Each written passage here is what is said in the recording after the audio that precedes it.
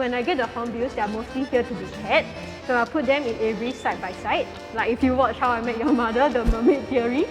So like even the not so handsome one, if you stare at it for a longer period of time, they'll become good looking.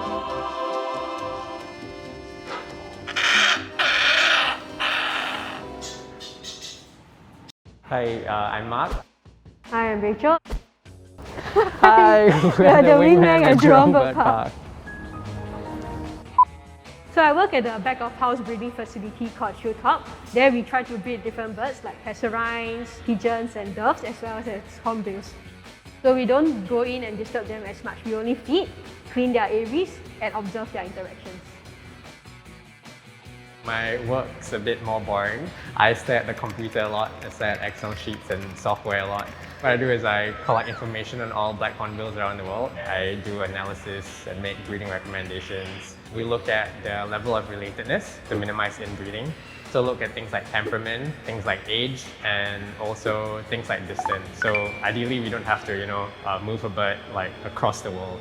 So this is the first pair that I've recommended for my own park that I work in, and it's with Max. I hand raised about 3 years ago. It feels like it's come full circle for me, being involved in this hand rearing and now choosing a mate for him. Yeah.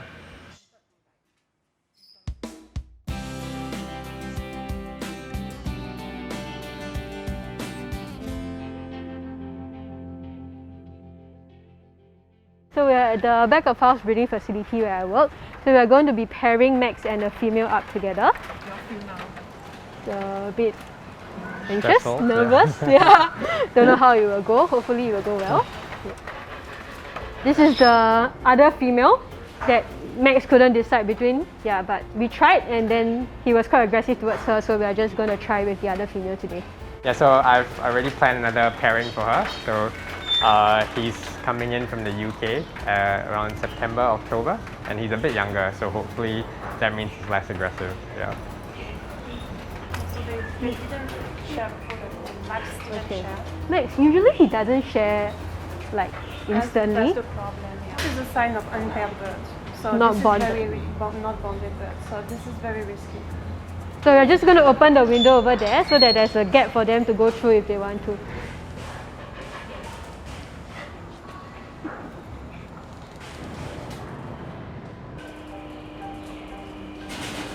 I really don't strike them, but I think because it just rained as well, right? So you can tell they're busy just kind of drying themselves off and cleaning. I think they stay for a while, and if nothing happens, they'll close the door and they might try again later. Yeah. No. Excuse me, darling. Excuse me.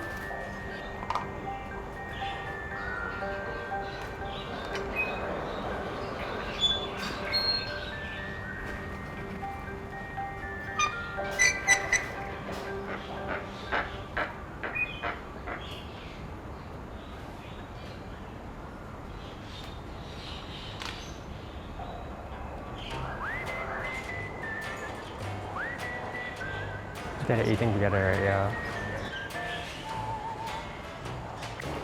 So how was it just now?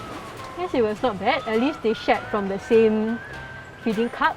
That's a good sign. Yeah. Yeah. How are you feeling? I was quite stressed. Yeah. The whole time. I was like, please Prepared don't to fight. run in with the net. Yeah. But also I think with pairing of birds, it's never like instant, like some birds will take a lot longer. Yeah. So that just from them sharing that food cup was, Yeah. I think, a good sign already. Yeah.